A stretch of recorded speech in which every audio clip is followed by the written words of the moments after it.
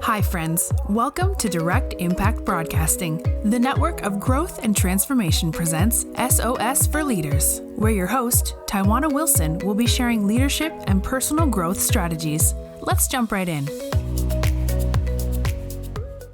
Welcome to SOS for Leaders. I am your host, Tywauna Wilson. If this is your first time tuning in to the show, welcome. Thank you so much for checking out the show. Hope you're able to get those practical tips that you can use in both your personal and professional life. Can you do me a favor and please share this podcast out with somebody you feel could benefit from listening to these quick tips? So share with your family and friends. We are on your favorite podcast platform, or you can go to the directimpactbroadcasting.com to share this podcast out. Today is our last episode in the series on the guide to being a great leader. In the first episode, we talked about the distinguishable traits of a leader. In our last episode, we talked about the values that develop the mental strength of a leader. And now we're going to go a step deeper and talk about the beliefs on which to work on to develop the mind of a leader. So if you are ready, I'm ready. Let's jump right in. So let's talk about the beliefs of a leader. So you may be thinking, so what is belief? Well, it is a small phrase that we say to ourselves, about specific situations and our ability to confront them. Certain beliefs have a positive impact on our lives and some are negative and limiting our growth. You know, when you hear that little voice in your mind and it's like, you can't do it. You can't do it. You know, those are some limiting beliefs, or you're not good enough, or don't try that. You don't have it down yet, or whatever the case may be. Those are some limiting beliefs on our growth. The secret to transform, however, your negative beliefs into positive ones is by associating new thoughts with them. You know, believing that you can. And I know I mentioned this, on social media, and I talk about leadership all the time. And I had a post that said the first step with being a leader is believing that you are.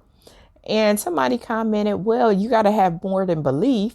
And well, that's true. But if you don't see yourself as a leader or believe that you are a leader, then anything else that we talk about is going to be irrelevant, because you're going to have that little voice in your head that says, no, you're not a leader. You're not good enough.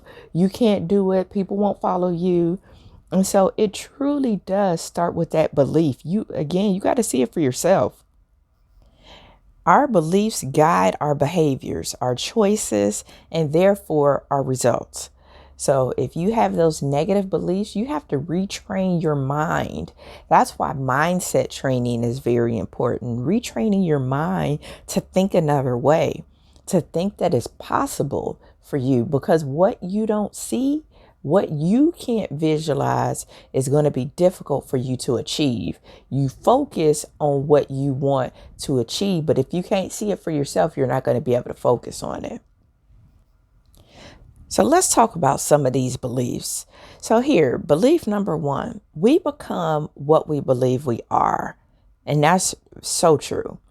Take a strong look in the mirror and tell me, who do you see? So when you stand up in front of the mirror and you throw your shoulders back, do you see somebody that's confident, that's feel competent in what they do in the workplace? Do you feel like you are ready to change and impact the world? The thoughts that you have about yourself will become your truth. So if you don't see it in the mirror for yourself, it's going to be difficult to achieve something that you don't see.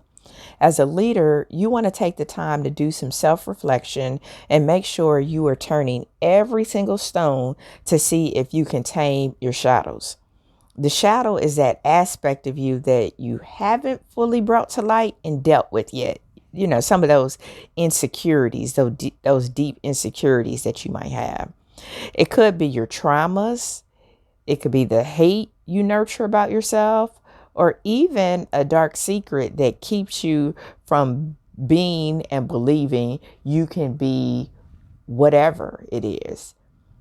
If you're in the workplace and you are a frontline worker and you know you want to move into a supervisory role or management role, if you don't see that that's possible for you, it's going to be difficult for you to attain it. And it could be something that happened in your past that's starting to trigger this. People are not going to follow you. You're not good enough. You're not smart enough. What do you have to offer? All of those limiting beliefs. So we become what we believe we are. If you think you're average, that's all you'll become. If you think you're going to be a superstar, you will become a superstar in whatever right that might be. If you think you're going to be a great leader and believe that you can be a great leader, then you will become a great leader. I know it sounds so simple, but the reality is what separates those who are industry leaders, those who are top athletes, is that belief. They have became who they wanted to be. So if you take LeBron James, for example, he knew that he wanted to be one of the best basketball players out there. And he believed that. And so he focused on being one of the best basketball players out there. Our second belief is the one who persists will succeed. Facts. This belief refers to an indispensable quality of a leader, and that is being adaptable. If we haven't learned anything from COVID-19 and the pandemic, we've learned that you must be adaptable. It means that seeing the opportunities in any situation, even when facing constraints or failures, a leader can find an advantage in a situation that could be perceived as unfavorable by others. And that consistency and positivity lead others to always find success, even if it's after numerous failures. The people that persist and are adaptable, they know that difficulty can become an exciting challenge from which they will emerge and grow. Any problem is an opportunity to act, learn, and progress. So that's very important, having that belief of being adaptable. Don't be so rigid. Don't be so it has to be this way. Be flexible and adaptable and persist. So even through failure, when things don't go according to plan, be adaptable. The road to success is never a straight line. I mean, that thing is zigzag, in a circle, around the block, around the world. That thing is not straight whatsoever. And it's going to come with a lot of hurdles and speed bumps along the way. But persisting and having an adaptable attitude is very important. Our third belief that we'll discuss today is behind the impossible, there is possibility. So as long as there's hope, however slim it may be, you got to believe it's possible. As long as something is perceived as possible, you as the leader will focus on that and try to make it happen. If the initial objective of the group can no longer be achieved, then change the objective to be more applicable to the new situation. So this doesn't mean that you failed. It means that you are flexible, have learned from the mistake, and are moving on to something better. So you have to keep it, the dream, the goal, you have to keep it where it's possible.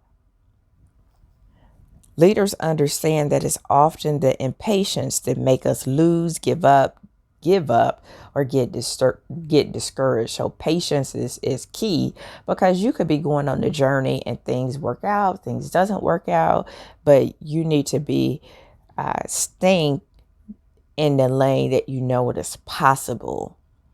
Versus once you get to that, oh, this is impossible, we're climbing all uphill, our small army is not going to be able to conquer this battle, then you've already lost the war. Belief number 4 is don't give up until it's done. It ain't over till it's over. If the original objective cannot be achieved, look beyond the goal It will always remain an opportunity to learn. We should always be learning, developing, and investing in ourselves daily. This allows the leader to always aim for excellence. And as most leaders, when they do find out that something can't be accomplished, at least according to plan A, they're already preparing for the next goal and looking at another way to be able to achieve that. So don't give up until it's done. Keep pushing, stay focused. So having that belief of not giving up. The fifth belief that we'll talk about today is around failure and believing that there's no such thing as failure. Failures are opportunities to progress. Now, it is failure if you don't learn anything from it, you stay stuck in the same moment, you don't try something a different way, then that's failure.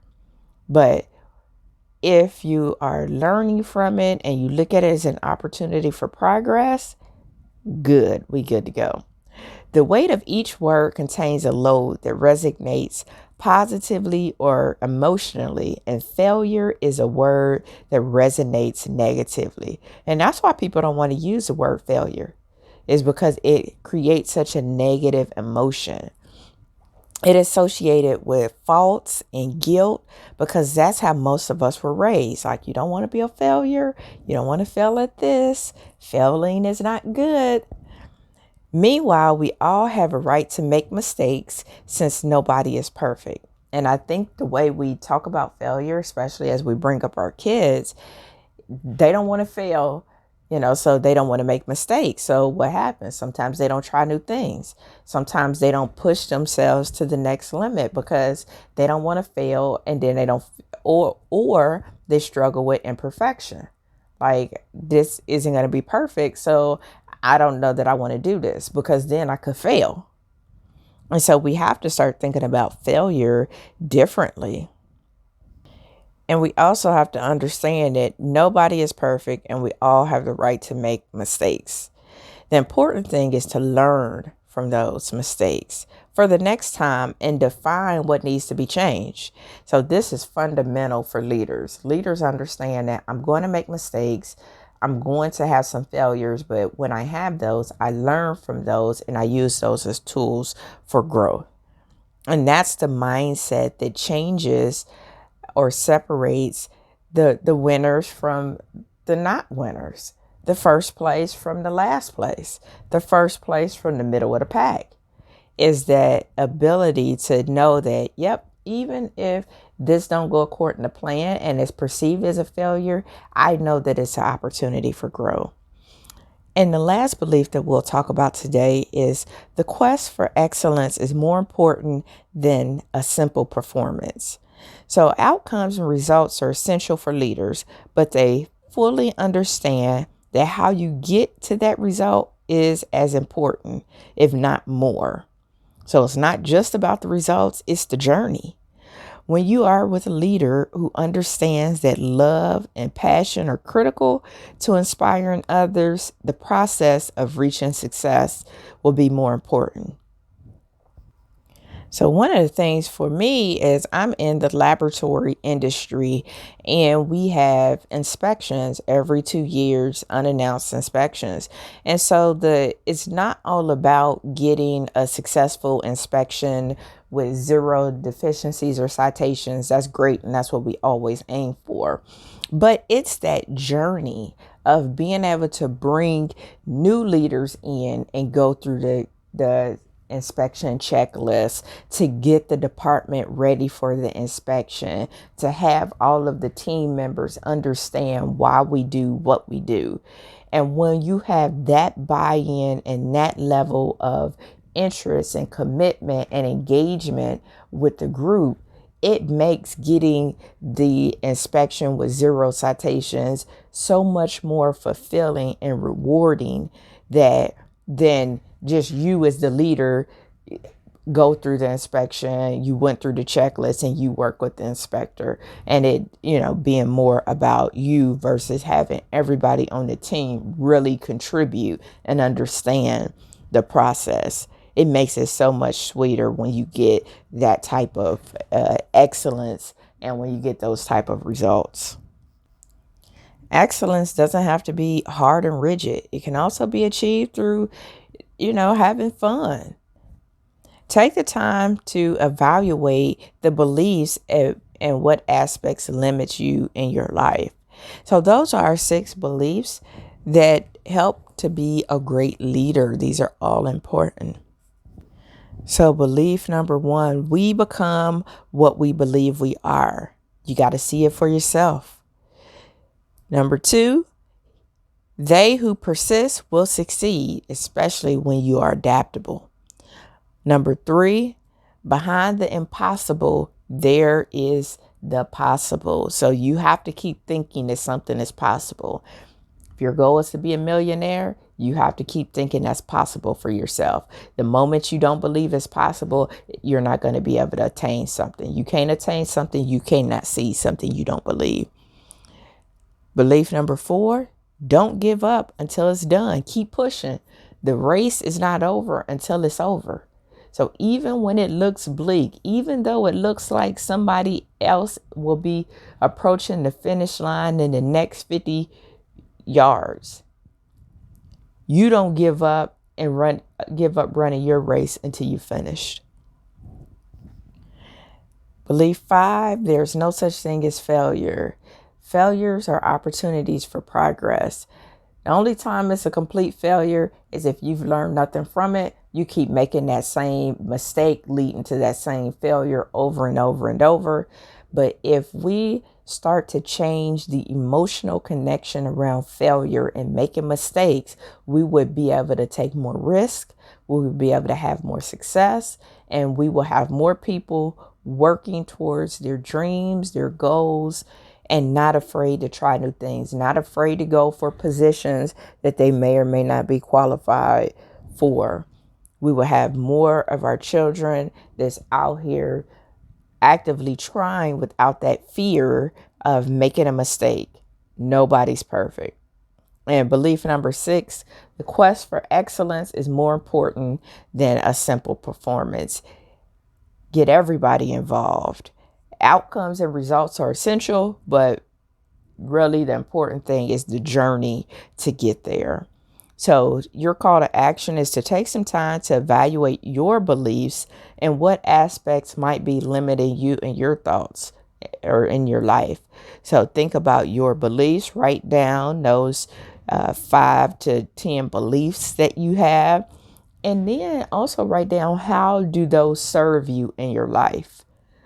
So if you truly believe that you are what you become, then write that down. And how is that serving you? Is that helping you to reach your goals? Is that helping you to be successful in your current role? Is that helping you to take on a new job? How is that serving you? Or, do you have the belief that it needs to be perfect before I can put it out there, or it needs to be perfect before I can launch my program, or it needs to be perfect before I can do this? And how is that serving you? Is that serving you in a good way, or is that slowing down your progress? So I hope you were able to get something out of this series on being a great leader. And thank you for tuning in to this episode of SOS for Leaders with your host, Tywauna Wilson. If you like what you heard, please, please, please share this out with somebody else who could benefit from hearing the show. You can subscribe to this show at directimpactbroadcasting.com or on your favorite podcast platform. And it looks like we have a lot of people that listen to it on their Apple device, which is awesome. And this podcast is global. So we have people that are tuning in from all around the world, and that's so exciting. So check out next week's episode. Stay tuned. And if you haven't already, check out other podcasts on the directimpactbroadcasting.com. Until next time, my friends, have an amazing day. Thank you for tuning in to another episode of SOS for Leaders. where Tywauna shared nuggets of wisdom that you can use to win in life. Follow her on Facebook, Instagram, and connect on LinkedIn. And remember, the secrets of success in your life resides inside of you. When you know what your strengths are, you can utilize them to live an impactful and influential life.